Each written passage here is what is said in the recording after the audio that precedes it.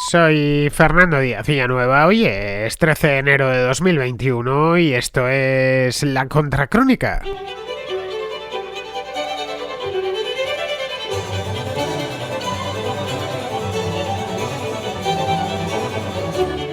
Quedan solo 7 días para que Joe Biden asuma oficialmente el cargo de presidente, pero los demócratas de la Cámara de Representantes no quieren esperar y ya vemos que son muy pocos días, solo una semana. Ayer Nancy Pelosi, la presidenta de la Cámara de Representantes, que es demócrata por supuesto, dio inicio al proceso de destitución del todavía presidente Donald Trump, el proceso de impeachment, que es como se llama en inglés, por incitar al odio y a la insurrección durante el asalto al Capitolio del pasado 6 de enero, es decir, de hace justo una semana, del miércoles pasado. Es el segundo impeachment al que se enfrenta Donald Trump en menos de un año. El último, recordémoslo, fue en el mes de enero, entre enero y febrero del año pasado. Y esto es histórico ya de por sí porque ningún otro presidente se había enfrentado a dos procesos de impeachment. Aunque esta vez la verdad es que van los demócratas mucho más apurados de tiempo. Antes de eso, antes de este proceso de impeachment que han puesto en marcha, es decir, este mismo fin de semana, los demócratas trataron de destituir al presidente mediante la 25ª enmienda de la Constitución de Estados Unidos, pero los republicanos de la Cámara se negaron a hacerlo, es decir, cegaron ese camino negándose a colaborar. Si la posibilidad de una destitución express ya no es posible, es decir, que Mike Pence interviniese y que le sacasen de ahí para que no gobernase o no figurase como presidente la última semana, valiéndose además del que es todavía vicepresidente del país, pues solo les queda ya la modalidad larga, que es la del impeachment normal y corriente. La verdad es que motivos tienen para hacerlo. Le acusan de instigar una revuelta y poner en riesgo las instituciones del país, tal y como pudimos ver hace solo una semana. Unos hechos por los que el fiscal general de Washington estudia también imputarle, aunque esto evidentemente ya no sería un juicio político sino penal y iría para mucho más largo. De lo que carecen en la Cámara de Representantes es de tiempo material. Dentro de una semana exacta, Trump habrá dejado de ser presidente de manera automática al activarse la sucesión programada, que será pues justo el miércoles próximo por la mañana. Ha llegado el momento de Biden, que tendrá que decidir si se sube al carro, que han empezado en cierta medida, ya lo ha decidido, del que está tirando ahora mismo Nancy Pelosi, o por el contrario, llama a la calma.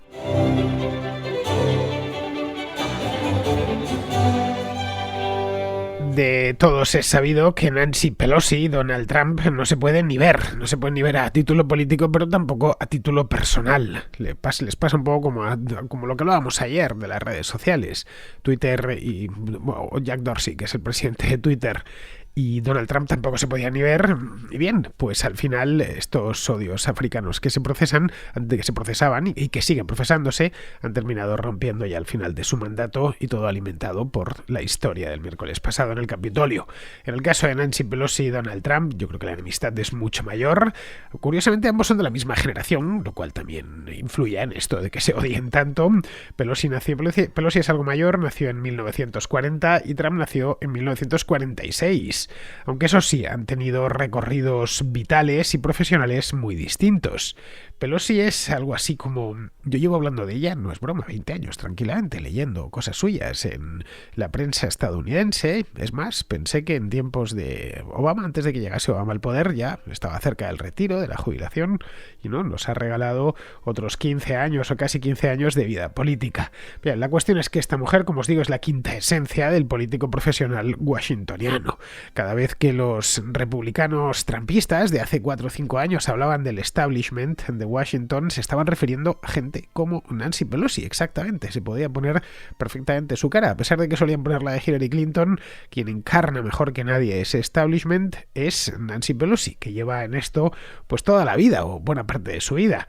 Lleva en la Cámara de Representantes desde tiempos de Ronald Reagan, es decir, desde los años 80 del siglo pasado, y antes de eso fue la presidenta del Partido Demócrata en California.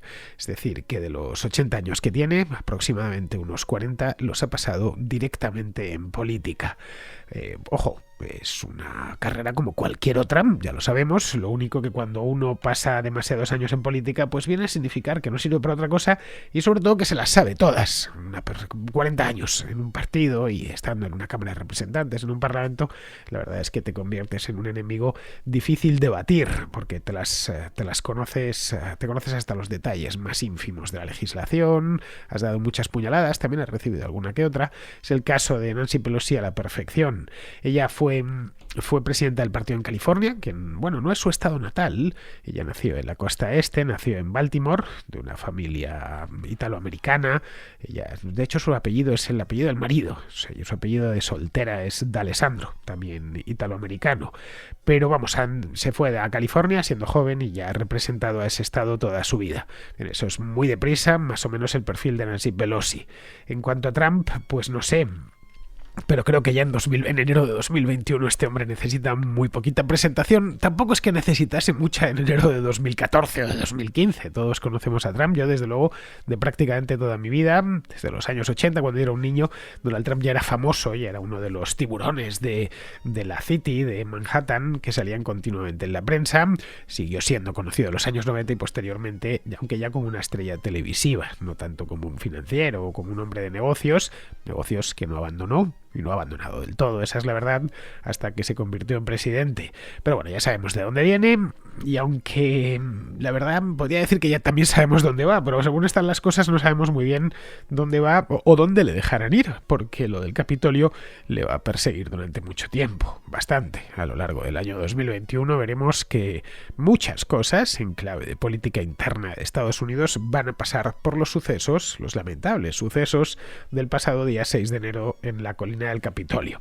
Por de pronto, y esto es más que evidente, lo que enfrenta Donald Trump es un descrédito generalizado dentro del país y también fuera del país. Está en sus horas más bajas, pero políticas desde luego, y también personales.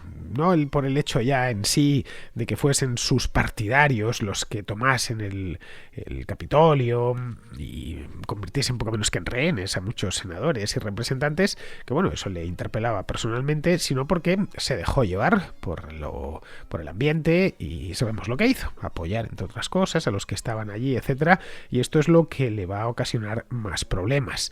Ha tenido que ver con, por ejemplo, como los republicanos de la Cámara bloqueaban la 25ª enmienda. Está dirigida a la última de las... la última no es, la última se tuvo ya en los años 90, pero vamos, de las últimas, esta es de los años 60.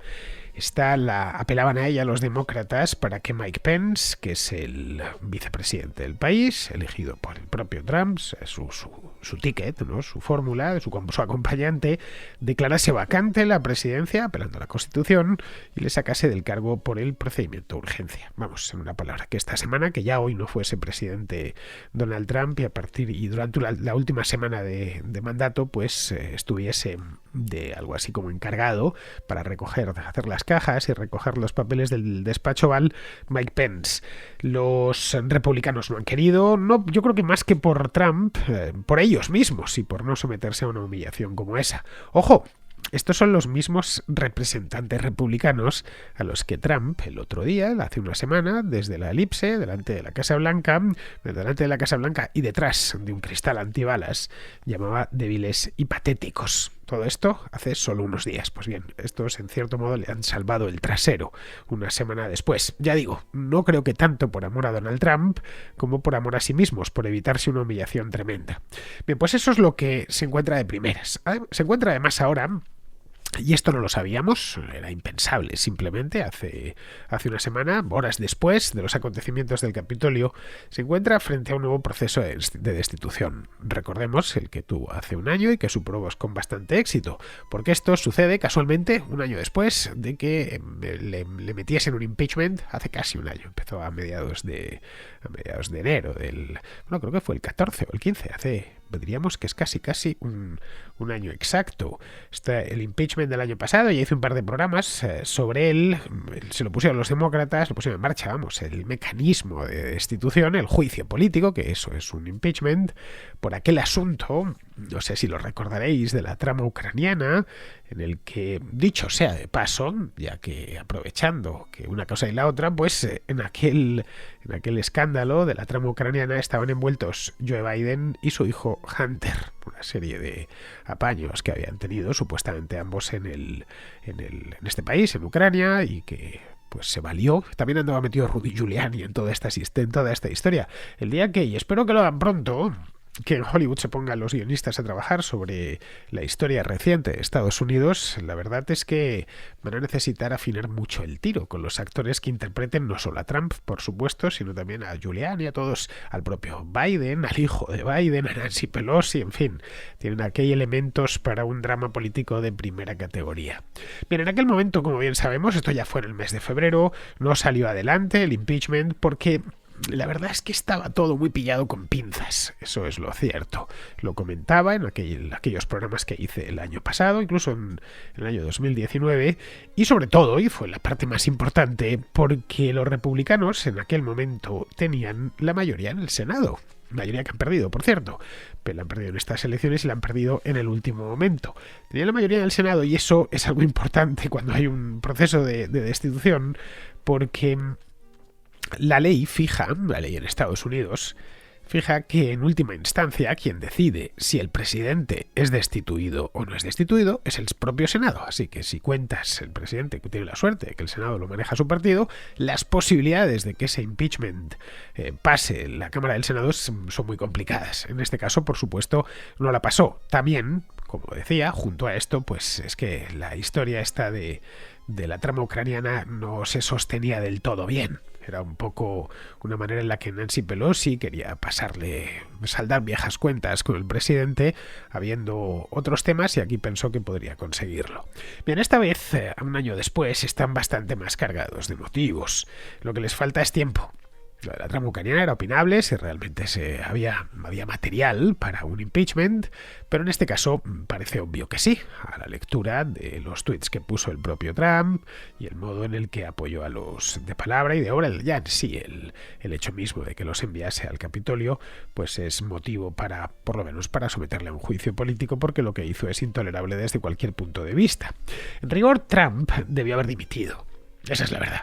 Del día después, una vez bajada ya la inundación, si esto sucedió el día 6, pues el día 7 debió haber renunciado a su cargo de manera voluntaria, el pasado jueves o el pasado viernes, y haber cedido los trastos a su vicepresidente para que, en fin, acabase con esto, con esta agonía, y el día 20, es decir, 11 o 12 días más tarde, pues se hiciese la transferencia de poderes. Pero claro, eso no significa que un proceso de destitución hecho en caliente y a contrarreloj, que no puede hacerse de otra manera si es que se termina llegando a buen término, sea lo más sensato en estos momentos, asumiendo que lo suyo es que hubiera dimitido. De hecho, todo lo que va a conseguir, y ya está puesto en marcha, no sabemos si terminará o no terminará, pero todo lo que va a conseguir es victimizar todavía más a Trump, al contaminar este asunto con la animadversión personal que le profesa Nancy Pelosi.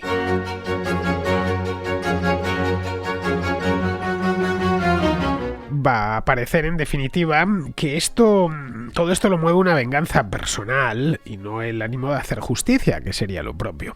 A ver, que esto es motivo y hay material para un impeachment es indudable. El problema es que no queda mucho tiempo y, por lo tanto, esto de haberse producido, no sé, hace 3 meses, pues no habría duda. Ya está. En el mes de septiembre, octubre o noviembre, pues no habría ninguna duda. Por supuesto, de haberse producido una cosa así. Es decir, pongamos por caso que Donald Trump organiza el mismo meeting en la elipse y envía a un grupo de manifestantes, de partidarios suyos contra el Capitolio mientras se están reuniendo. Y estos se les va la cabeza y entran en el Capitolio, se producen 5 muertos, etc. Bien, en este caso, sin ninguna duda, ese impeachment hubiera pasado adelante con o sin el Senado. Los senadores republicanos hubieran tenido al final que agachar la cabeza. El problema es que aquí no parece que ya se tenga mucho sentido, habida cuenta de que solo queda una semana en la presidencia. Porque el tema y el obstáculo principal de este impeachment, del que se está hablando tanto, es el tiempo, y no hay que darle muchas más vueltas.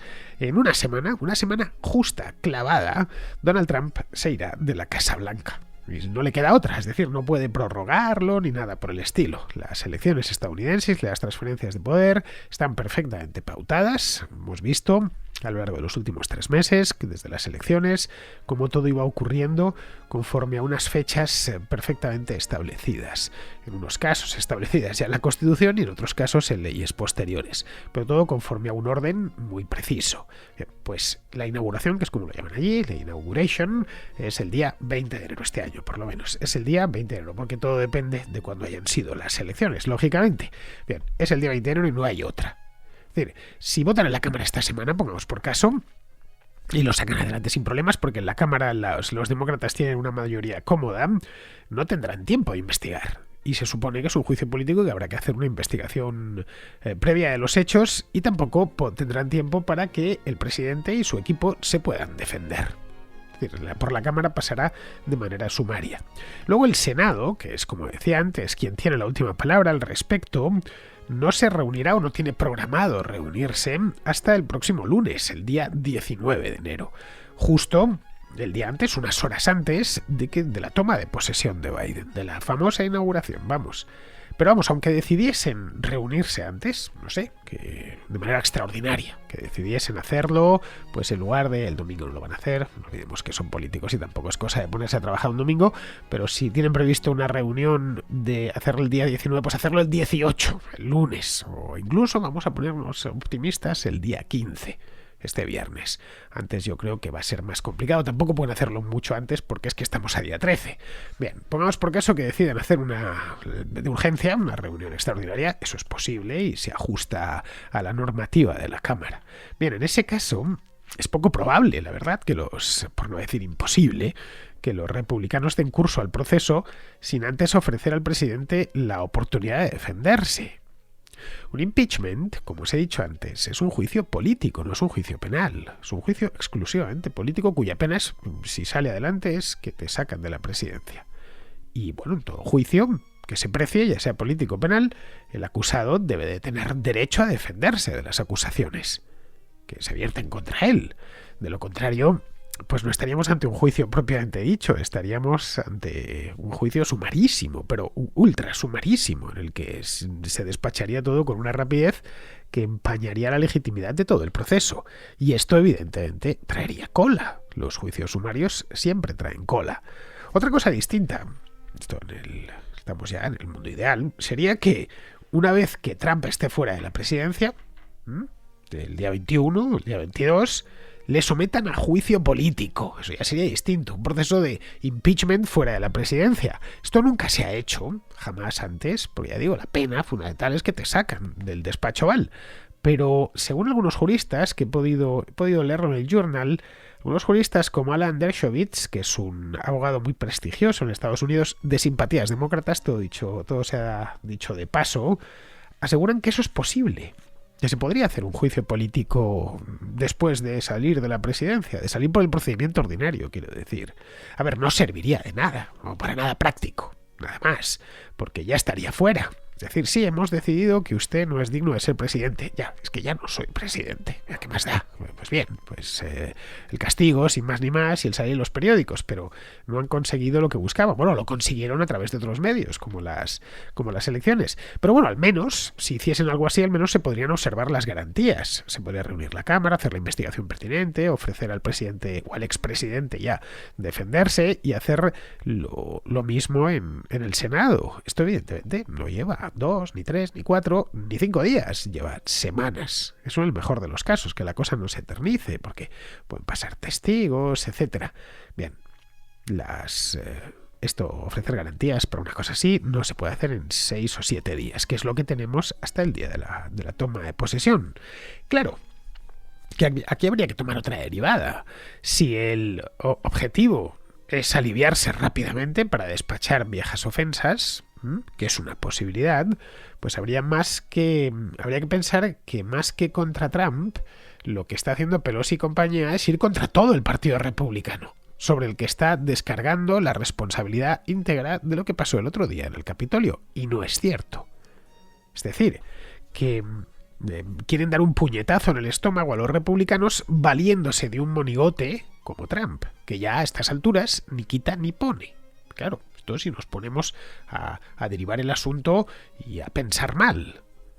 Pelosi asegura, porque evidentemente se lo han preguntado, asegura que el objetivo de toda esta historia tan apresurada es evitar que Donald Trump se postule nuevamente en 2024.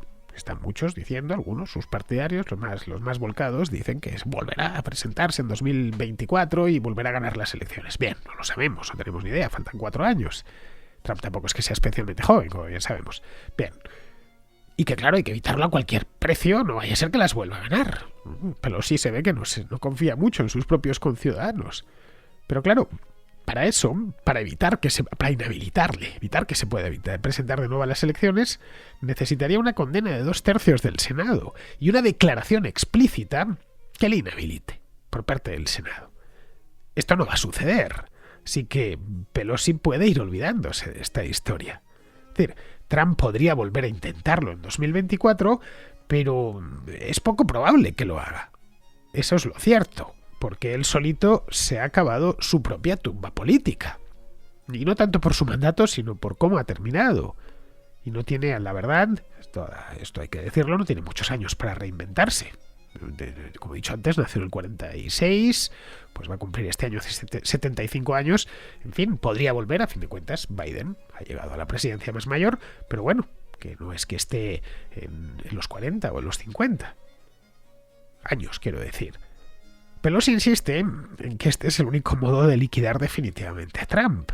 Y para defender su postura, tira de otra enmienda de la Constitución de Estados Unidos. Cuidado que es corta la Constitución de Estados Unidos, pero la de juego queda. Concretamente de la 14ª. De la 14ª enmienda de la Constitución, que prohíbe ocupar un cargo a cualquiera que haya estado involucrado en una insurrección o en una rebelión contra los Estados Unidos de América. Me han ido a mirar la 14ª enmienda porque tengo un ejemplar de la Constitución de Estados Unidos, pequeñito, me cabe en el bolsillo. Bien, la 14ª enmienda, concretamente la sección 3ª, es una enmienda corta, nada más tiene 5 secciones, dice lo siguiente: ninguna persona podrá ser senador o representante en el Congreso, ni elector del presidente y vicepresidente de los Estados Unidos, u ocupar cargos civiles, militares en los Estados Unidos o en cualquier estado, si habiendo prestado juramento previamente como miembro del Congreso o como oficial de los Estados Unidos o como miembro de cualquier legislatura de algún estado o como oficial del Poder Ejecutivo o Judicial de ese estado para defender la Constitución de Estados Unidos, ha incurrido en insurrección o rebelión contra los mismos o ha dado auxilio o consuelo a sus enemigos. Pero el Congreso puede, por voto de 2/3 de cada cámara, retirar tal inhabilidad. Pero esto es lo que dice la sección 3ª de la 14ª enmienda. Esto es del año 1868, es decir, de hace ya 150 años. Si a poco que sepamos un poquito de historia de Estados Unidos, pues veremos que la guerra civil acababa de terminar en cualquier momento, un poco antes, unos momentos antes, 3 años antes, vamos, y que estaba dirigida a los sureños, a los sudistas, vamos, a los que se habían rebelado. Precisamente para evitar eso, los que se hubieran rebelado contra Estados Unidos, que pudiesen, entre otras cosas, llegar a presidente o a otros altos cargos, que no solo es el de presidente. Y esto, por supuesto, solo es aplicable si han sido previamente estas personas condenadas por algún tribunal. Se ha condenado al infractor. Y hoy por hoy ningún tribunal ha dictaminado que Trump haya incurrido en una insurrección o en una rebelión, por lo que Pelosi está reinterpretando la 14ª enmienda a su manera, de una manera fraudulenta, por cierto, lo que supondría la violación de la Constitución y no la defensa de la Constitución, tal y como ella asegura que está haciendo. De llevarse a término este desafuero, y sería un desafuero como un piano, daría a Trump la posibilidad de denunciarlo y presentarse como una víctima. Podría recurrirlo y dentro de unos meses rehabilitarse como candidato para regocijo de todos sus partidarios. Y esto nos lleva directamente a Joe Biden. ¿Va a tomar la rienda sobre este asunto o dejará que Nancy Pelosi haga y deshaga a su antojo? Esta es la gran pregunta. Porque la verdad es que hoy por hoy se diría que quien manda allí es Nancy Pelosi. De hecho, el propio Biden dijo el otro día que se somete al Congreso en todo lo relativo al impeachment y que le parecería oportuno que el Senado vote 24 horas antes de que él tome posesión. No sé, él verá lo que hace, pero no le interesa bailar sobre la tumba de su enemigo, aunque de primeras pueda parecer atractivo. O le pueda parecer a él atractivo. Trump se equivocó hace una semana, eso todos lo sabemos, creo que es algo en lo que coincide todo el mundo, incluyendo la mayor parte de votantes republicanos. Pero, caray, de asumir el error de Trump a dejarse humillar, pues hay un trecho considerable. Biden lleva semanas prometiendo que él llega para restañar heridas y no para profundizarlas. Rematar a Trump y pisotear su cadáver podría volverse en su contra. Vamos, que no traería nada bueno. No aliviaría la tensión producida por la fractura política que existe ahora mismo en Estados Unidos y alejaría a muchos republicanos que, de buena fe, quieren pasar página ya del trumpismo y se resignan a 4 años de mandato demócrata. Vamos, por resumirlo mucho. Su primera decisión de gobierno sería una venganza innecesaria y extemporánea. Así que, no lo sé, quizá lo mejor sea que se dirija a los estadounidenses por televisión, calmado, y les diga que sí, que Trump se merece la destitución, pero que no hay tiempo para hacerla en condiciones. Vamos, que hacerlo en vísperas de su jura del cargo y saltándose el procedimiento, pues sería injusto por un lado, y luego por otro sería un regalo para el propio Trump, y muchos de sus votantes lo considerarían una afrenta imperdonable. La función primera de Biden, no nos engañemos, es poner fin a esta época de fractura política y social, no escalarla durante otros 4 años más. Estoy seguro que si algo así lo hiciese, la mayoría de los estadounidenses lo recibirían con agrado.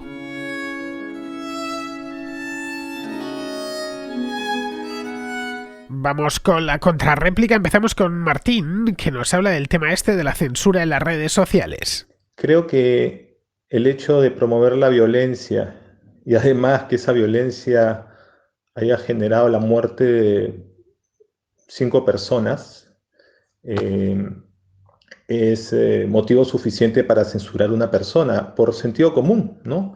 Incitas a la violencia y además es una violencia que tiene vidas, que se ha llevado vidas, ¿no? Creo que no es necesario apellidarse Hitler o Stalin o tener millones de muertos para censurar a alguien que ha usado un medio para promover violencia, una violencia que se ha hecho efectiva en muertes, ¿no?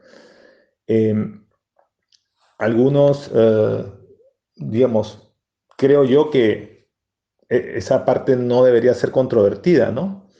Algunos dirán que bueno, eso es contradictorio porque la red social alberga a gente como Maduro y como por ahí escuché o leí, mejor dicho, a gente como Junqueras, creo, que promovían la violencia y el odio. A ver, yo estoy totalmente de acuerdo en que Maduro, por ejemplo, es una persona indefendible, pero si está usando la red social solamente para hacer propaganda, es una cosa, y si está usando la red social para promover la violencia, es otra, ¿no? Ahora, si alguien quiere ir contra la red social porque dice, oye, a Trump no lo deberían censurar porque hay gente como Maduro que hace cosas parecidas, aún así sea cierto, es como decir al Poder Judicial de tu país, oye, libérame a ese asesino que me cae bien porque sé que hay otros asesinos que no estás buscando, ¿no? O sea, lo que querías hacer es mantén a todos los asesinos encerrados y además busca a esos que yo sé que no estás persiguiendo.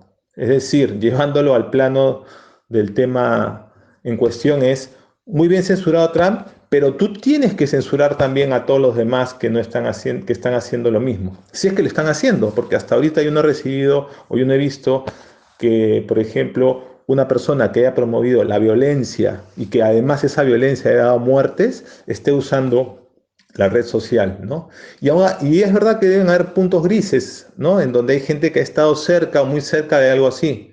Y eso es cuestionable. Pero eso no exculpa que Trump haya promovido la violencia a través de una red social y esa violencia haya dado muertes, ¿no? Yo creo que es un tema que es gris, por supuesto, pero yo creo que no puede, no puede blanquearse lo que ha hecho Trump simplemente porque es posible que otras personas estén haciendo lo mismo. Y como repito, hay zonas grises, pero yo no creo que irse contra una red social privada que tiene sus límites bien establecidos sea la solución para este problema, ¿no? Bueno, esa es mi opinión, Fernando. Me dirás qué opinas. Un abrazo. Pues mira, Martín, esto creo que ya lo dejé más o menos claro ayer. Personalmente creo que Twitter hizo lo que hizo por dos razones. La primera, porque a Trump le tenían ganas desde hace bastante tiempo. Recordemos la que tuvieron allá por el mes de junio. Hice de hecho un programa, creo que lo titulé Twitter contra Trump o algo así, a principios o a mediados de junio, a raíz de aquello de Floyd. Y bueno, ahora que está en horas bajas, pues han visto la oportunidad de pasarle al cobro ofensas pasadas. Esa sería la primera, porque esa no basta. La segunda es que por el animadversión estaba ya ahí, el basal contra Trump estaba ya ahí. La segunda es que el día 20 Biden toma posesión de su cargo. Entre medias a pasarlo del Capitolio, obviamente. A ver, hazte una pregunta. ¿Qué pasaría si ese día hay altercados en Washington, no digamos ya si hay víctimas mortales, o qué sé yo, un atentado mismamente, una bomba o Dios sabe qué? Bien, ¿qué pasaría? ¿A quién señalarían los medios de comunicación? Bueno, y no solo los medios de comunicación, sino todos. ¿A quién señalarían si resulta que el autor o autores, una vez los han arrestado, pues se ve que anduvieron previamente en Twitter o en Parler o en cualquier aplicación calentando el ambiente? Piénsalo. Pues obviamente señalarían a esas redes sociales e incluso escalarían la acusación y señalarían a la Apple Application Store y a Google Play y a la empresa de alojamiento como Amazon y a todo el mundo y a la abuela fumando. Es decir, al final, en el caso de que hubiese un muerto en Washington el día 20, el día de la toma de posesión de Biden, pues se armaría la marimorena. Es decir, que en cierto modo lo que han hecho es ponerse la venda antes de recibir la pedrada y han forzado la máquina al máximo.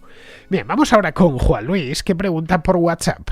Casi todos, gran parte de mis colegas están pasando a otros, tipo Telegram o cosas así, en vista de la maniobra que va a hacer WhatsApp de repartir tus datos o utilizar tus datos de alguna manera que no me ha quedado de quedar muy claro.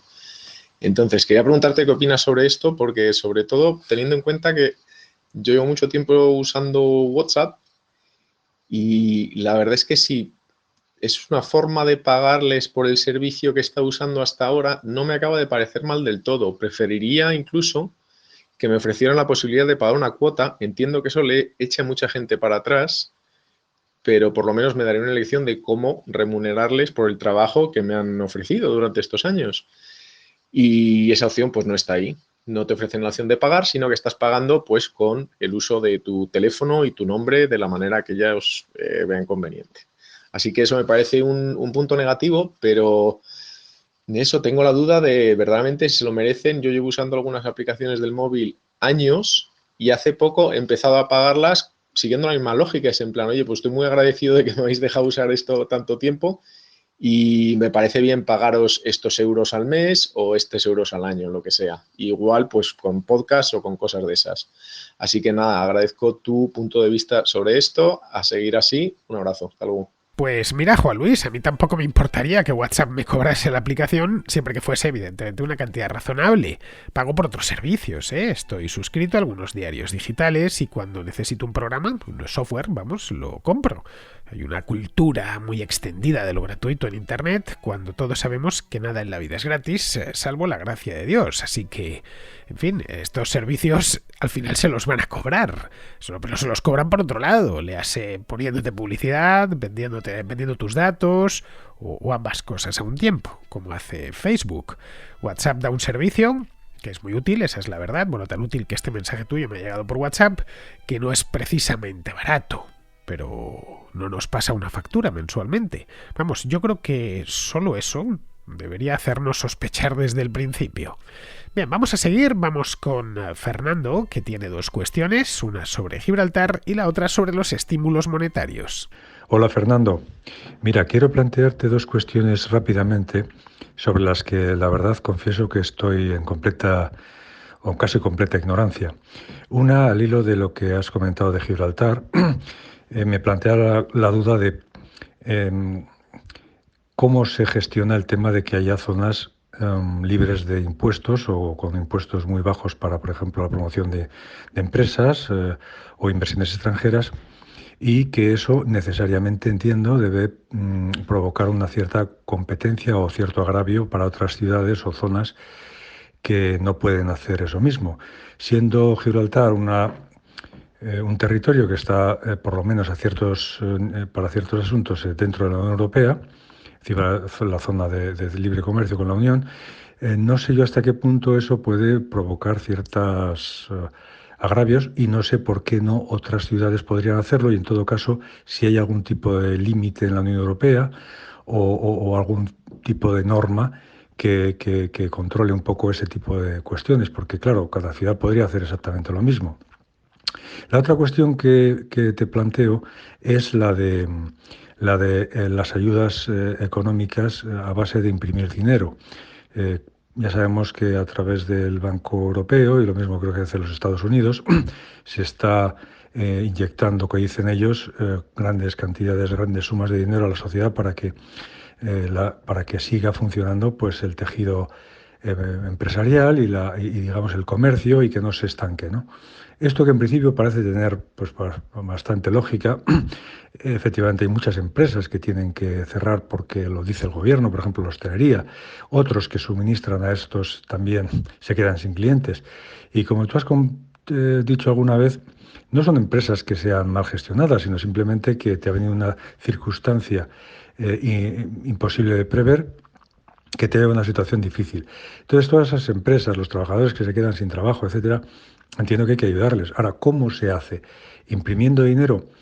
Y esto me lleva a preguntarte, pues, por tu opinión sobre lo que suponen esas inyecciones de dinero, que hay que imprimir y hay que meter en el sistema, si son buenas en algunos casos y otras no, si nunca son buenas o si siempre son buenas, en fin, lo que opines tú al respecto. Muchas gracias. Respecto a la primera, la de la competencia fiscal dentro de la Unión Europea y cómo encaja ahí Gibraltar, a ver, la competencia fiscal en la Unión Europea está permitida entre estados, pero claro, dentro de unos límites, ¿eh? El IVA general, por ejemplo, no puede ser inferior al 15%, pero luego dejan mano libre con el impuesto de sociedades o con el IRPF, pero eso sí, dentro de un orden, ¿eh? Vamos, que vigilan que un estado no haga una competencia muy descarada a otro estado. Bien, esas pequeñas diferencias que hay entre los estados de la Unión Europea bastan para que países como Holanda o como Irlanda atraigan empresas y actividad económica.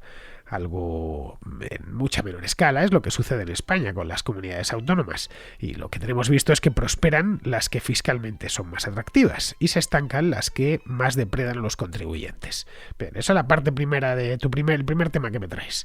Respecto al segundo, en cuanto a lo de los estímulos monetarios, bueno, llevo casi 5 años haciendo este programa y los he criticado por activa y por pasiva. A ver, yo no me gustan, no soy muy contrario a ellos, no por nada en especial, es porque soy usuario de una divisa llamada euro y no quiero que la destrocen.